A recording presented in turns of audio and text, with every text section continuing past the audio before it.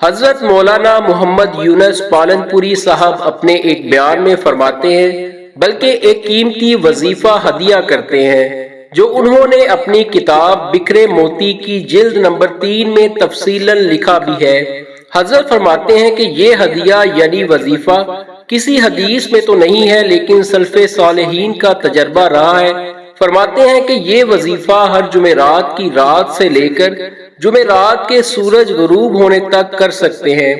فرماتے ہیں کہ آج کل لوگ روزی کے معاملے میں پریشان بہت ہیں، تو یہ وظیفہ ایسے خواتین و حضرات کے لیے کسی خزانے سے کم نہیں۔ طریقہ وظیفہ: اول و آخر 11 مرتبہ درود ابراہیمی اور درمیان میں 1111 مرتبہ یا مغنی 1111 بار پڑھ لیجئے۔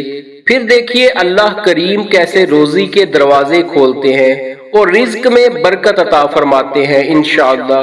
نوٹ یاد رکھیے کہ مذکورہ وظیفے کا تعلق ہر جمعرات کی رات اور جمعرات کے دن سے ہے۔